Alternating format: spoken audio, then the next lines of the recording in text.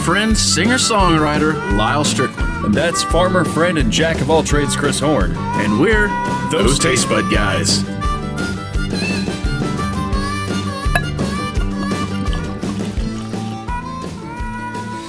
Hey guys, welcome back. Thanks for joining us one more time. I'm Chris, that's Lyal. In case you didn't know that, we actually had somebody didn't know said they didn't know which one it was. Which I can't blame them. They haven't seen that many. Yes, they haven't seen that many. This is Chris. Thank you for watching.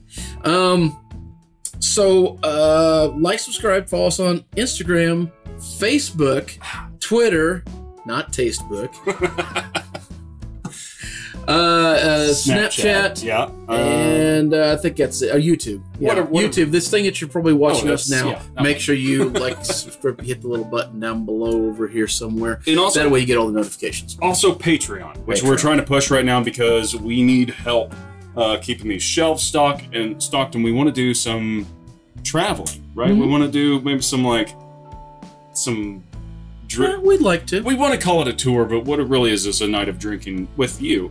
Yeah. And then also maybe we'll come to where you are at your suggestion and drink what you want us to drink. Yeah. And then also maybe some voting on what we do on the show once a month or so. And anyway, some fun things going on there. $4 a month. That's all we're asking.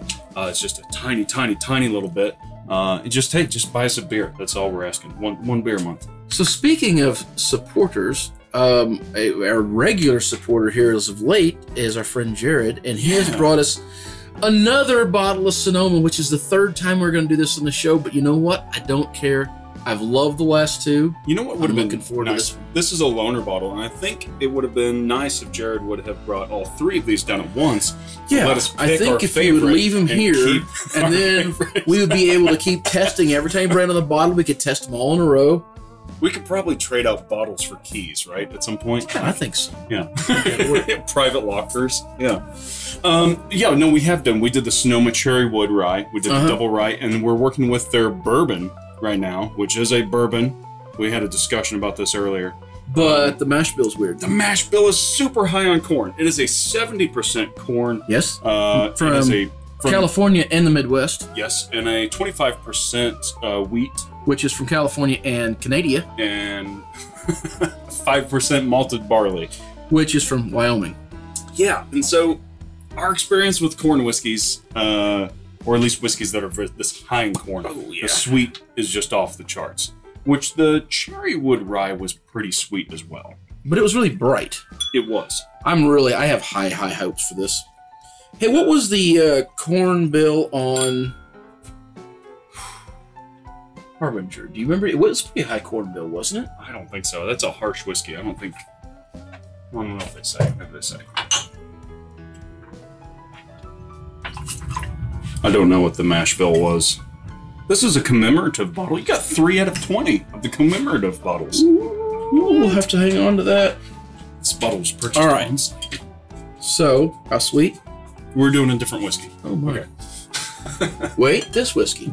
Okay, so this is the third time we've had them on there. There's, as we said before, it's a distillery out of California, Sonoma County. A couple of guys got together, started doing their thing. Man, am I ever glad they did. So far, they have been the distillery to beat for me.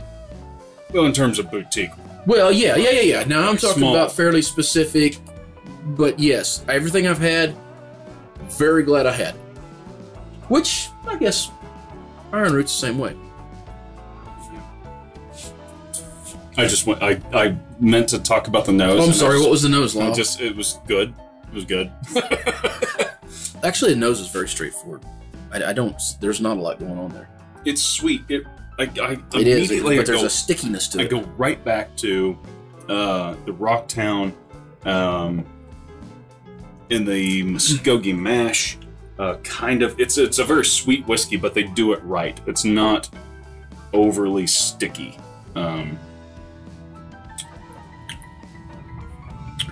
What was the... Yeah, the vanilla is 92 super proof. There high. it is. Yeah, so I agree. A lot of vanilla. They mentioned toffee and coffee.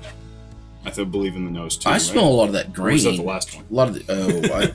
no, this one's toffee. Yeah. Toasted vanilla, almond, toffee brittle, and coffee. Now, on the nose, get vanilla and, like, grains. I guess it's wheat. That's what they say they've got in it, so we'll call it wheat. So this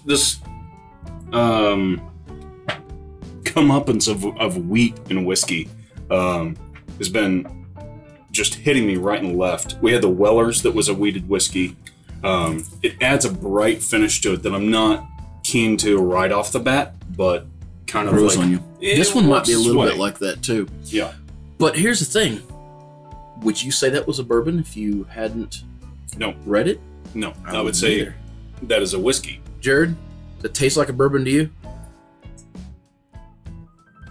Yeah.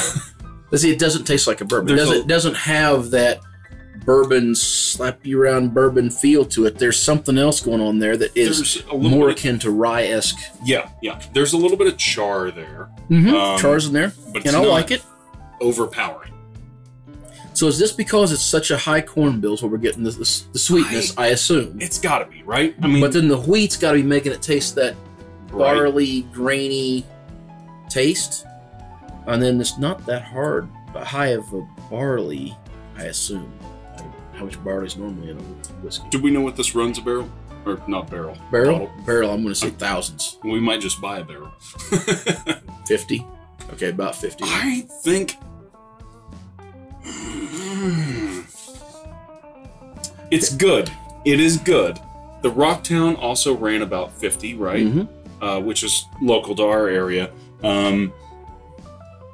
Heaven's Door also sits right at 50. Okay, but Heaven's Door is definitely more traditional. It's a bourbon. It's bourbon. So my point is, with this, out of the last batch of these sort of boutique bourbons that we've done, the Sonoma, the Noble Oak, I think I like the Noble Oak better for like a more traditional whiskey. I think the Cherrywood is the real, maybe the rye, maybe the double rye.